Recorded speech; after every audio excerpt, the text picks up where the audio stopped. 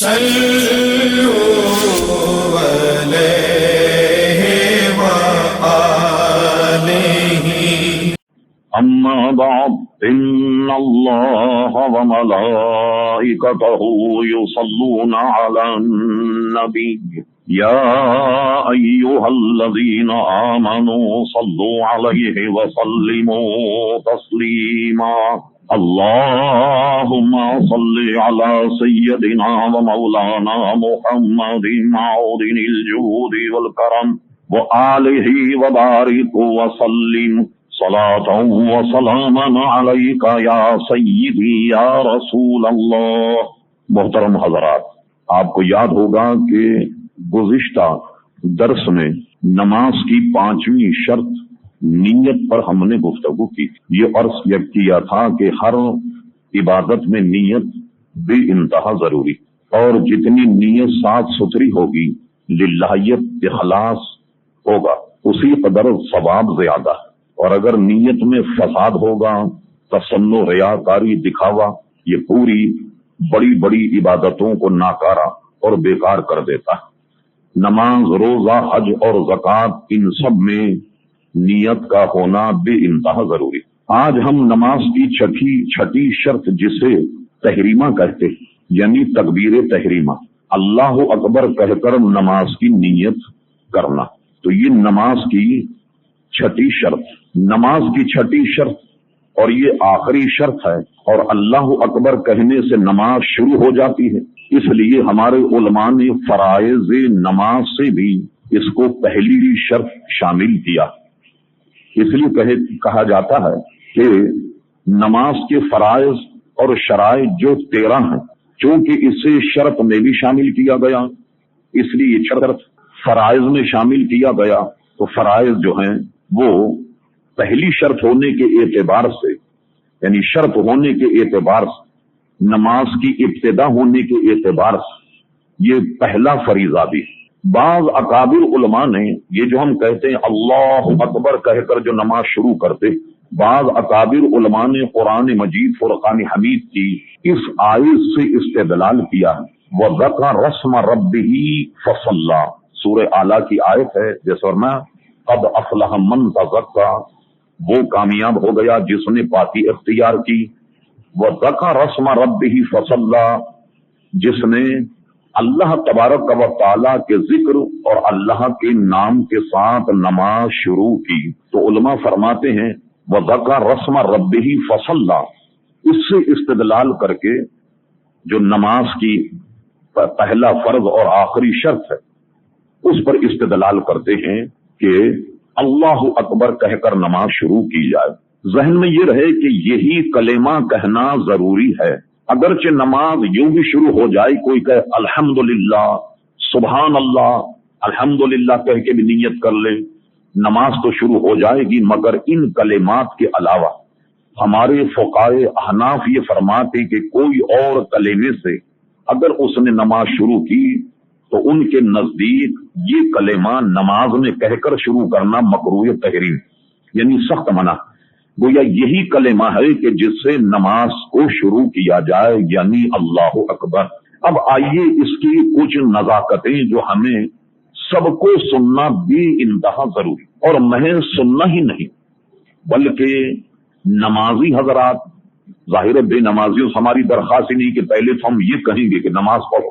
جو نمازی حضرات ہیں ان کا اس کی تعریف، اس کے نشیب و فراز سے واقف ہونا بے انتہا ضروری. اب میں چند پہلو اس کے جو عوام سے عموماً پوشیدہ ہیں اور اس طرف ذہن جاتا بھی نہیں. پھر ایسی محفلیں بھی ہمیں میسر نہیں کہ جہاں بیٹھ کر یہ سیکھ لیا جائے. ہمیں وقت بھی نہیں کہ ایسے دقیق مسائل علماء کے پاس بیٹھ کر اسے سیکھا بھی جائے. یہ تمام خرابیاں تو ہمارے ماحول معاشرے میں، جس سے میں بھی واقف ہوں، آپ بھی واقف، تو ان کا یاد رکھنا بے حد ضروری. سب سے پہلی بات تو جو مقتدی ہے، ابھی ہم امام کا تذکرہ نہیں کر رہے، عام آدمی جب اپنی نماز پڑھتا ہے، اس نماز میں تکبیر تحریمہ شرط بھی ہے، فرض بھی ہے، اور نوافل کے علاوہ، نفل نماز کے علاوہ تمام نمازوں میں تکبیر تحریمہ کا کھڑے ہو کر کہنا یہ بھی ایک الگ شرط ہے. یعنی کوئی آدمی اگر اٹھ رہا ہو اور اس کی نوعیت رکوع کی سی ہو اور رکوع میں وہ اگر تکبیر تحریمہ باندھ کر سیدھا کھڑا ہو جائے تو یہ تحریمہ ادا ہی نہیں ہوگا، نتیجتاً نماز شروع نہیں ہوئی۔ اچھا ایسا تو کم ہوتا ہے، مریض جو حضرات ہیں آپ جانتے ہیں کہ کسی بھی مرض میں خواہ کتنا ہی مضر لیکن نماز معاف نہیں، نماز تو پڑھنی ہوگی۔ اب کھڑے ہو کر نہیں پڑھ سکتے تو بیٹھ کر پڑھیں، بیٹھ کر نہیں پڑھ سکتے لیٹ کر کے پڑھیں، یہ ساری چیزیں آپ بچپن سے سنتے چلے آئے۔ عموماً دیکھا گیا کہ مریض حضرات مسجد میں یا کرسی پر نماز پڑھتے ہیں تو بعض جگہ ایسے مریض جب آتے ہیں تو ان کے لیے کرسیاں بھی مخصوص کر دی گئیں۔ بہت غور سے سنیے، ایک مریض گھر سے چل کر کے آتا ہے اور چل کے آنے کے بعد کرسی پر بیٹھتا ہے اور کرسی پر بیٹھ اپنے مرض، بیماری، کمزوری کی وجہ سے تحریمہ باندھی، اللہ اکبر، نماز ہی سرے سے شروع ہی نہیں ہوئی، ہونا تو ایک دوسرا مسئلہ، یعنی نماز کی ابتدا ہی نہیں۔ اس کی وجہ کیا ہے کہ تحریمہ میں قیام شرط ہے اور اس نے کرسی پر بیٹھ کر نیت کی، اب اس نے جب قیام ترک کر دیا تو نماز کیسے شروع ہوگی؟ اب مجھے بتائیے، ایک شخص جو گھر سے چل کر کے آ رہا، چل کے آنے کے بعد کیا کھڑے ہو کر تحریمہ نہیں باندھ سکتا؟ باندھ سکتا، لیکن اس بیچارے کو یہ مسئلہ معلوم نہیں۔ اس نے تو علماء سے یہ سنا کہ مریض جو ہے وہ بیٹھ کر کے نماز پڑھے تو نماز ہو جاتی ہے یہ۔ اچھا، اب اس کا طریقہ کیا ہے؟ امراض مختلف اور اس کے حال کے مطابق مسائل۔ مثلا ایک شخص جیسے ہم سجدے کے لیے جاتے ہیں یا سجدے سے اٹھتے ہیں تو اس کے گھٹنے جو ہیں وہ کام نہیں کرتے۔ ایک مرض ایسا ہے کہ بھئی ایک دفعے آدمی چل کر کے آئے، کھڑا تو ہو سکتا لیکن اب بیٹھ جائے، اب کھڑا نہیں ہو سکتا۔ اس کے لیے یہ ہے کہ تکبیر تحریمہ کھڑے ہو کر کے باندھے، جتنے سیکنڈ، جتنے منٹ وہ کھڑا رہ سکتا اتنی دیر کھڑا رہے۔ اب اگر اس کے ٹانگیں جواب دے گئی اب بیٹھ کر کے بقیہ نماز پڑھے، لیکن تحریمہ کھڑے ہو کر باندھے گا، یا یوں کہ ایک رکعت تو وہ کھڑے ہو کر کے پڑھ سکتا ہے کہ سجدہ دی وغیرہ، اب وہ دوسری رکعت میں نہیں کھڑا ہو سکتا تو ایک رکعت کا قیام جو ہے وہ کھڑے ہو کر کے کرے اور بقیہ نماز بیٹھ کر۔ اب یہ جب ہے کہ جب وہ بیٹھ کر کے کھڑا نہیں ہو سکتا۔ اسی طرح پیر مڑتے نہیں، اتحیات میں نہیں بیٹھ سکتا، سجدہ نہیں کر سکتا، تو ایسی صورت میں وہ کیا کرے گا؟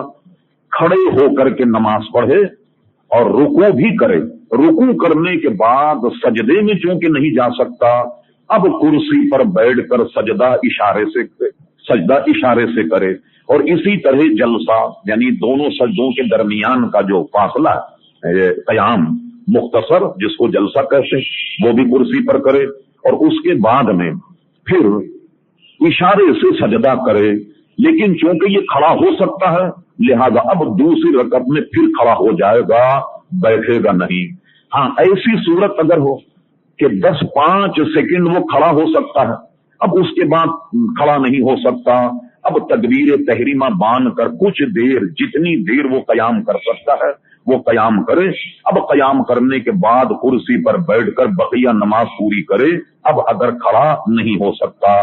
اس لیے جو حضرات بیمار ہیں تو جیسا کہ میں نے عرض کیا کہ ہر مریض کا حال جو ہے وہ اس کے مطابق، اگر ایسا شخص 10-5 سیکنڈ بھی کھڑے ہو کر نیت باندھے، اس پر ضروری ہے کہ تکبیر تحریمہ کھڑے ہو کر باندھے، جتنی دیر کھڑا ہو سکتا ہے اتنی دیر کھڑا ہو اور اس کے بعد کرسی یا کسی اور چیز پر بیٹھ جائے اور اس کے بعد وہ رکوع بھی اشارے سے کرے، سجدہ بھی اشارے سے کرے، جلسہ بھی اشارے سے، جیسا کہ نماز عام پڑھی جاتی ہے، وہ تمام نماز جو ہے اس کی تکمیل کرے گا۔ تو ایسا مریض بھی تکبیر تحریمہ کھڑے ہو کر کے باندھے گا، بغیر کھڑے ہوئے اگر اس نے تکبیر تحریمہ کہی تو اس کی نماز سرے سے ہوگی نہیں۔ جب نماز میں شامل ہی نہیں ہوا تو امام کی اقتدا کیسے ہوگی؟ نتیجتاً نمازیں ضائع ہو جاتی ہیں۔ ایک بات تو یہ، دوسری ایک بات جو بڑی اہم ہے وہ یہ ہے کہ ہم اور آپ جب امام کے ساتھ تکبیر تحریمہ کرتے ہیں، اس میں فقہا نے بہت سخت لکھا کہ اس میں بے احتیاطی بھی نماز کو ضائع کر دے گی۔ وہ یہ ہے کہ امام نے کہا اللہ اکبر، آپ بھی تیار ہیں امام کے ساتھ اللہ اکبر تحریمہ باندھنے، امام کے اللہ اکبر یہ جو رے ہے اللہ اکبر، اس رے کے ختم ہونے سے پہلے اگر امام کے پیچھے کسی نے اللہ اکبر یہ رے امام سے پہلے ختم کر دیا اور اللہ اکبر کا رے اس کی ادائیگی کے بعد امام کا ہوا، تب بھی ابتدا فاسد ہے، اب بھی درست نہیں اس کی ابتدا، اس لیے اس نے امام سے پہلے تکبیر تحریمہ باندھ لیا، اب وہ امام کا مقتدی نہیں ہے، ابتدا نہیں ہو گیا، اپنی نماز تو اس کی ہوگی لیکن ظاہر ہے کہ وہ جماعت کے ساتھ نماز پڑھ رہا ہے اس لیے اس کا تحریمہ ادا نہیں ہوگا۔ تو کیا مطلب ہوا، کیسے کرے؟ اطمینان سے دیکھ لیا، امام کی آواز آ جائے اللہ اکبر، ختم کر دی، اب آپ نیت کریں اللہ اکبر تاکہ کسی قسم کا شک اور شبہ باقی نہ رہے کہ امام نے تکبیر تحریمہ کہہ لی اور اس نے تحریمہ باندھ لیا، اب ایسی صورت میں آپ اس کی تکبیر کے بعد میں آپ اللہ اکبر کہیں۔ اچھا، اسی طریقے سے علماء، ائمہ، حفاظ، ان سے بھی میری گزارش، عوام جب مسائل نہیں جانتے اور اس معاملے میں ان سے کوتاہی اور تساہل ہو جاتا ہے تو کم سے کم امام تکبیر تحریمہ میں آواز کو زیادہ لمبا نہ کرے۔ کیا مطلب ہوا کہ اب دیکھیے عام طریقے سے لوگ جب مسائل نہیں جانتے تو امام کے ساتھ وہ تکبیر تحریمہ بس وہ اللہ اکبر انہوں نے بھی کہہ دیا، وہ سمجھتے صرف اللہ اکبر کہنا، یعنی آگے اور پیچھے یا امام سے آگے بڑھنے وغیرہ کو اس قسم کے مسائل وہ نہیں جانتے۔ تو اب یہ جو تراویح پڑھانے والے امام یا نماز پڑھانے والے لوگ یا ائمہ مساجد یا خطبہ ہیں، ان کو چاہیے کہ تکبیر تحریمہ کو لمبا نہ کریں، اللہ اکبر، پتہ لگا کہ سب نے پیچھے سے نیت باندھ لی، اب کیا ہوا، صرف مصلی پہ امام صاحب کی نماز ہوئی اور جنہوں نے بعد میں تکبیر تحریمہ کہی ان سب کی نماز فاسد ہو گئی۔ اب کیا ہوگا، اسی لیے ائمہ پر بھی یہ ذمہ داری ہے کہ وہ حالات کو دیکھیں کہ جب عوام مسائل نہیں جانتے تو وہ تکبیر تحریمہ کو زیادہ لمبا نہ کریں، اللہ اکبر اس طریقے سے کہیں تاکہ کوئی آدمی اگر مسئلہ نہیں بھی جانتا تو وہ تکبیر تحریمہ سرعت تیزی کے ساتھ اگر وہ کہہ لیں تو پھر یہ ہے کہ کوئی نمازی بھی ان سے پہلے تکبیر تحریمہ نہیں باندھ پائے گا۔ یہ علماء کی بھی ذمہ داری کہ تکبیر تحریمہ کو لمبا نہ کریں۔ یہ جو تکبیر ہیں ان میں 2-4 چیزیں تو بہت اہم، مثلا تکبیر تحریمہ کے علاوہ جتنی تکبیریں یہ سب سنت ہیں۔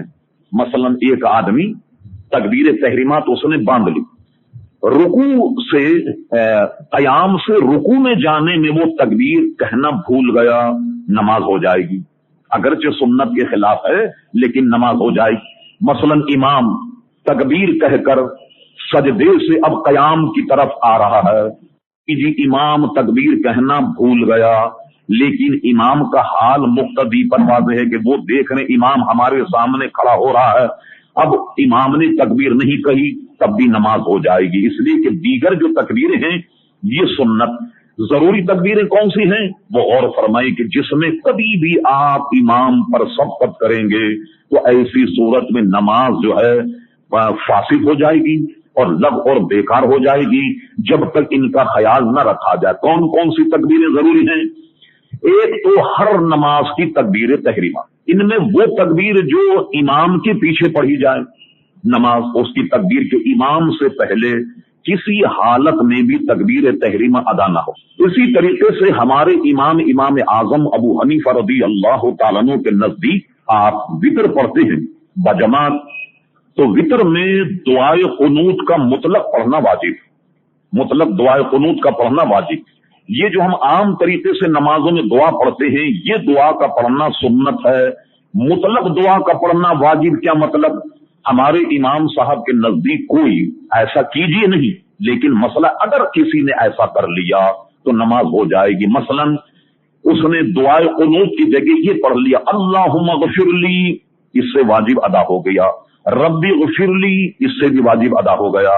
کوئی صاحب اگر دعائے قنوت نہیں جانتے تو انہوں نے اللہ اکبر کر کے ہاتھ اٹھا کر یہ دعا پڑھ لی ربنا آتنا فی الدنیا حسنۃ وفی الآخرۃ حسنۃ وقنا عذاب النار، اس سے بھی گویا قنوت جو ہے وہ ادا ہو جائے۔ فتاوی رضویہ میں کسی صاحب نے اعلیٰ حضرت فاضل بریلوی سے سوال کیا کہ کسی شخص نے تکبیر کہی دعائے قنوت کے لیے، اور دعائے قنوت میں اس نے بجائے دعا کے یہ پڑھا، یعنی سورہ اخلاص پڑھ لیا، قل هو اللہ احد اللہ الصمد لم یلد ولم یولد ولم یکن لہ کفوا احد۔ تو اعلیٰ حضرت نے بڑے تحقیق سے فتویٰ دیا کہ اللہ تبارک و تعالیٰ کی تعریف اور توصیف کے کلمات بھی مترادف دعا ہیں، جہاں اس سے بھی قنوت ادا ہو جائے گا۔ تو جو ہم قنوت پڑھتے ہیں یہ پڑھنا جو ہے سنت ہے، لیکن دعا کا مطلق پڑھنا واجب، دعائے قنوت کا مطلق پڑھنا واجب۔ ہمارے امام صاحب کے نزدیک دعائے قنوت بھی واجب ہے، اور دعائے قنوت کے لیے جو تکبیر کہی جاتی ہے یہ تکبیر بھی واجب ہے، یعنی دوسری تکبیریں تحریمہ کے علاوہ وہ تو سنت ہیں، لیکن یہ تکبیر جو کہی جاتی ہے دعائے قنوت کے لیے یہ تکبیر بھی واجب ہے۔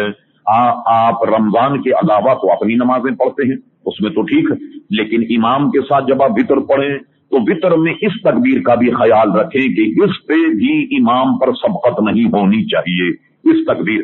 اسی طرح نماز عیدین جو ہمارے امام اعظم کے نزدیک عید الفطر اور عید الاضحیٰ، ان میں 6 تکبیروں کا کہنا واجب، تحریمہ تو الگ، 6 تکبیروں کا کہنا جو ہے وہ واجب ہے، 6 سے زائد ہماری یہاں نہیں۔ غلطی سے امام 1-2 زائد کہہ جائے وہ تو ایک الگ مسئلہ ہے۔ ان 6 تکبیروں میں چونکہ نماز عید بھی واجب اور یہ 6 تکبیریں بھی واجب، اس لیے نماز عیدین میں بھی امام پر سبقت نہیں کرنی چاہیے، یعنی جو 6 تکبیریں تحریمہ کے علاوہ ان پر بھی امام پر سبقت نہیں کرنی چاہیے۔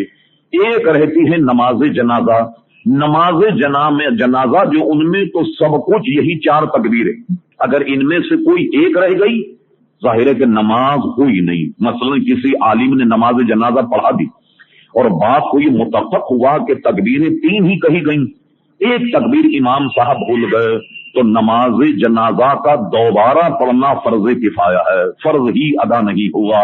اب یہ بھی چونکہ امام کے پیچھے پڑھی جاتی نماز جنازہ، اور اس میں نماز جنازہ میں سب کچھ جو ہے وہ یہ 4 تکبیریں ہی ہیں، لہذا اس میں بھی امام پر سبقت نہیں ہونی چاہیے۔ یہ چند باتیں یہ سن لی آپ۔ اب آئیے ایک اہم مسئلہ ہمارے فقہا کے نزدیک اس کا تلفظ بھی ہے۔ مثلا اس کا تلفظ کیا ہے؟ آپ یقیناً روزانہ سنتے ہیں، اس کا تلفظ ہے صحیح اللہ اکبر، یہ اس کا تلفظ ہے۔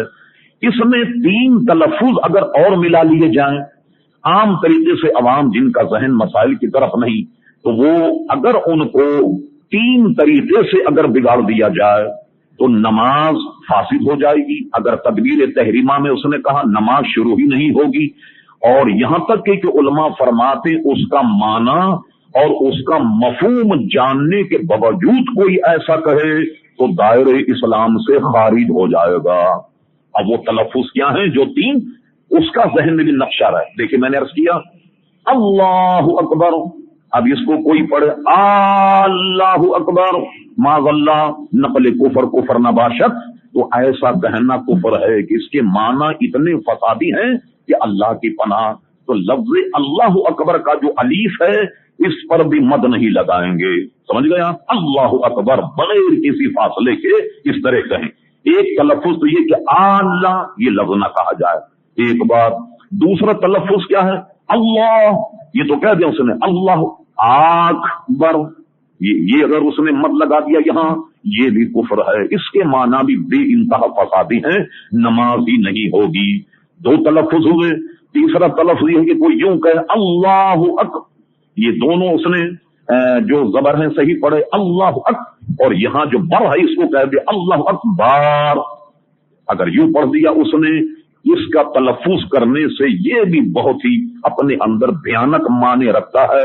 ان تینوں کو اس کے معنی اس کے مفہوم جانتے ہوئے کوئی یعنی یوں کہیے کہ سب کچھ جانتے ہوئے جان کر کے کوئی اس کو اگر اس طریقے سے کہے تو ایسے شخص کو علماء نے دائرے اسلام سے خارج لکھا ہے، اس لیے کہ اس سے جمع کا صیغہ بن جائے گا، یعنی اللہ تبارک و تعالیٰ جو بہت بڑا ہے معاذ اللہ وہ ایک نہیں بلکہ کئی ہیں جو سب سے بڑے ہیں۔ اب کیا بنے گا ہمارے ایمان کا؟ تو اس کو رٹا لگائیے، جیسا کہ ہم کسی زمانے میں ہمارے حضرت علامہ مولانا قاری محمد مصلح الدین صاحب रहमतुल्लाह ताला अलैह से सन 62 की बात कि जब तजवीज पढ़ते तो वो इस तरीके से मश्क कराया करते, जैसे सीन की मश्क करो तो उसमें अलीफ निकाल, अलीफ लगा करके मश्क करो, अस अस अस, स्वाब का तलफ़ुज़ अलग रहे तो सीन का अलग रहे। तो जैसे कारी हजरात को रट्टा लगा करके इल्म तजवीज पढ़ाया जाता, और ये काम जो है प्रैक्टिकल है, किताबों में नहीं, इसको आपको मश्क करनी पड़ेगी। लिहाजा जिनका तलफ़ुज़ गलत है वो अकेले में बैठ करके खूब इसकी मश्क करें, अल्लाहु अकबर अल्लाहु अकबर।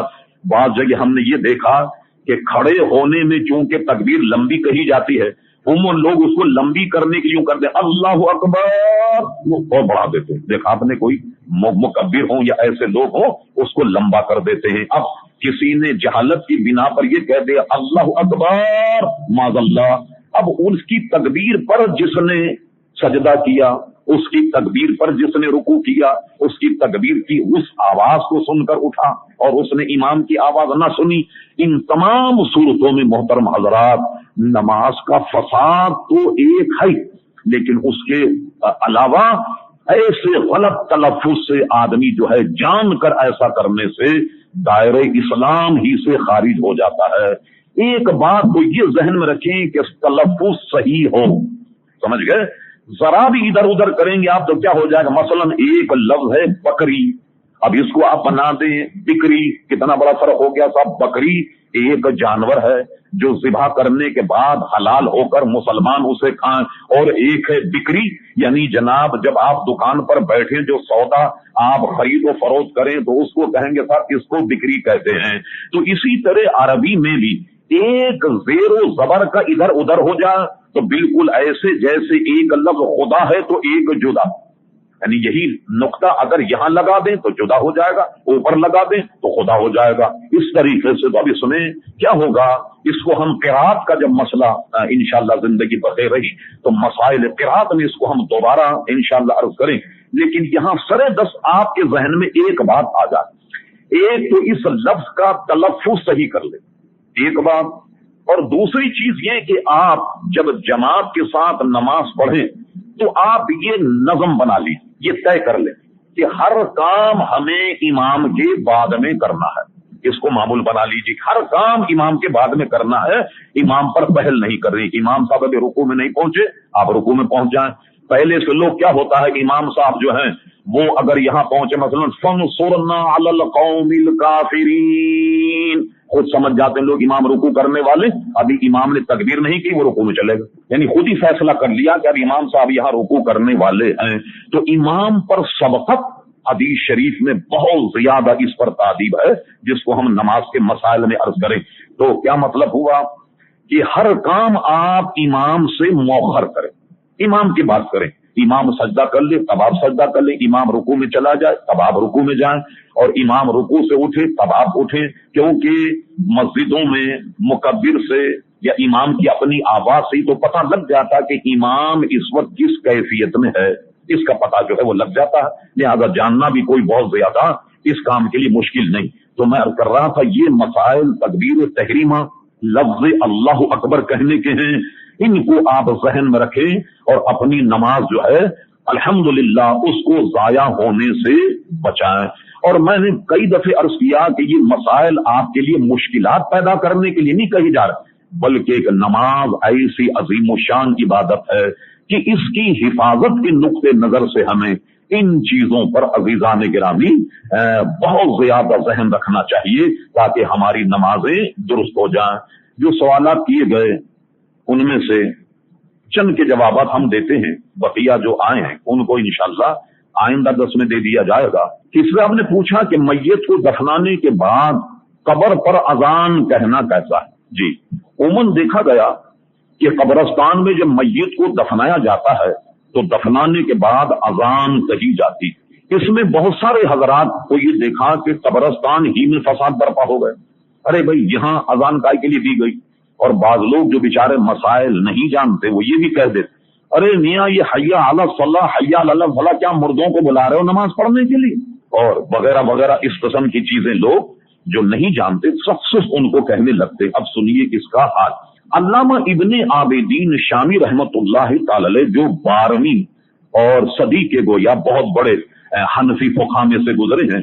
ظاہر ہے کہ آج سے 200-250 برس کی ان کی کتاب، اس میں یہ مسئلہ موجود اور کتابوں میں موجود، اور یہ سارے مسائل حدیث سے ترشح ہیں. علامہ شامی نے اذان کے مواقع نقل کیے اور یہ سب حدیثوں سے ثابت، کیونکہ وہ مسائل کی کتاب ہے اس لیے فقہا دلائل نقل نہیں کرتے، صرف مسئلہ بیان کر دیتے ہیں. دلائل جو ہیں وہ اس کا ایک دوسرا سبجیکٹ. اس میں انہوں نے لکھا کہ کہاں کہاں ایک تو نماز کے لیے اذان کہی جائے، ٹھیک ہے صاحب، نماز کے لیے اذان کہی جائے. ایک بات، بچہ اگر پیدا ہو تو بچے کے دہنے کان میں اذان کہی جائے، بائیں کان میں اقامت کہی جائے، یہ بھی سنت ہے. اب دیکھیے اگر بچے کے کان میں یہ کہا جائے حی علی الصلاۃ، حی علی الفلاح، تو اسپتال کے لوگ کہیں میاں بچے کے کان میں کسے نماز پڑھنے کے لیے بلا رہا ہے؟ حالانکہ یہ سنت ہے، سنت طریقہ ہے کہ بچے کے دہنے کان میں اذان کہی جائے، بائیں کان میں اقامت. دو باتیں. اس کے بعد کوئی مرض متعدی جسے جیسے کوئی عموماً مشہور عوام میں کہ یہ مرض جب لگ جائے بڑی بڑی آبادیاں جو ہیں وہ لقمہ اجل ہو جاتی، جیسے اس کا ایک مشہور مرض جو ہے وہ طاعون ہے. آپ نے دیکھا کچھ عرصے پہلے ہندوستان میں جب آیا ہزاروں لوگ جناب مر گئے، اور اس طرح جب بھی کہیں آتا ہے تو بڑے بڑے لوگوں کو، کثیر لوگوں کو اپنی لپیٹ میں لے لیتا ہے. اس قسم کی کوئی بیماری آ جائے، اس بیماری کو رفع کرنے کے لیے بھی جگہ جگہ اذان کہنی چاہیے. اذان کہی جائے تو اذان کی برکت سے یہ بیماریاں جو ہیں وہ کافر ہو جاتی. اسی طریقے سے بارش بہت زیادہ آئے کہ صاحب ساری آبادیاں اجڑ رہی ہیں، طوفان آندھی چھتیں اڑ رہی ہیں لوگوں کی اور بڑا نقصان ہو رہا ہے. طوفان آندھی بارش کی کثرت جو لوگوں کو تباہ کر رہی ہو، اس کے روکنے کے لیے بھی اذان کہی جائے. کہ اذان محض نمازیوں کو بلانے کے لیے نہیں، نمازیوں کو بلانے کے لیے بھی ایک ذریعہ ہے، وہیں اذان اللہ اور اس کے رسول کا ایک بہترین ذکر بھی ہے جس کی برکت سے مصیبتیں ٹل جاتی ہیں. اسی طریقے سے کوئی گھوڑا یا اونٹ، جانوروں کے ماہرین نے لکھا کہ گھوڑا اور اونٹ اگر کٹنا ہو جائے، یہ اس کی فطرت ہے کہ گھوڑا اور اونٹ کیا کرتا ہے، کسی آدمی پر اگر حملہ آور ہو تو آپ حیران ہوں گے سن کے اس کا سر پکڑ لیتا، اس طریقے سے سر کو چاپ جاتا اونٹ اور گھوڑا. اس طریقے سے اگر گھوڑے کٹنے ہو جائیں، کاٹنے لگ جائیں، تو بھی علماء نے لکھا ان کٹنے گھوڑوں کو شرارت سے بچانے کے لیے، ان کو ٹھنڈا کرنے کے لیے گھوڑے اور اونٹ کے کان میں بھی اذان کہی جائے کہ اللہ کے ذکر سے اس کا کٹنا پن جو ہے وہ کم ہو جاتا ہے. ایک روایت میں تو صریح موجود ہے کہ ایک شخص حضور کی خدمت میں آیا، حضور نے ملاحظہ فرمایا کہ بے انتہا غمگین، ظاہر آدمی جب زیادہ پریشان ہو تو اس کے آثار اس کے چہرے سے بھی نمایاں ہو جاتے ہیں. تو حضور نے اس کو جب غمگین دیکھا تو آپ نے حضرت علی وہاں بیٹھے تھے، حضرت علی کو بلایا، فرما علی اٹھو اور اس کے کان میں اذان کہہ دو. جو پریشان آدمی تھا حضرت علی رضی اللہ عنہ نے حضور کا ارشاد سن کر اور اس کے کان میں اذان کہی. تو کیا مطلب ہوا، آدمی بہت زیادہ غم یا پریشانی میں ہو، اس کے کان میں اذان کہہ دی جائے تو اس کے غم غلط ہو جاتے ہیں، اس کو صبر آ جاتا اللہ اور اس کے رسول کے ذکر سے. علامہ شامی نے یہ تمام چیزیں گنانے کے بعد ایک چیز یہ بھی لکھی، وہ یہ ہے کہ جب میت کو قبر میں اتارا جائے یہ بھی ایک بہت مشکل کا سامنا ہے. وہ کیا ہے، فرشتے اس سے پوچھے کہ من ربوں کا، بتا تیرا رب کون، ماں دینوں کا، بتا تیرا دین کیا، ماں کنت تقول فی حق حاضر رجل. یعنی حضور علیہ السلام جب قبر میں جلوہ گر ہوتے تو فرشتہ کہتا بتا ان کے بارے میں تو انہیں کیا کہتا. تو کیا ہوتا ہے کہ قبر کی وہ منزل جو سوالات کی ہے، اذان کی برکت سے اللہ تبارک و تعالیٰ اس پر آسان کر دیتا ہے. تو اس لیے میت کو دفنانے کے بعد قبر پر اذان کہنا، علامہ شامی رحمۃ اللہ علیہ نے اس کو نقل فرمائی گئی. لوگ کہتے ہیں یعنی 10-5 سال سے یہ سارا معاملہ نکل گیا. بھائی 250 برس پرانی کتاب ہے جس میں یہ مسئلہ ہے، اور اسی میں نہیں بلکہ پوری حدیثوں میں مسئلہ ہے.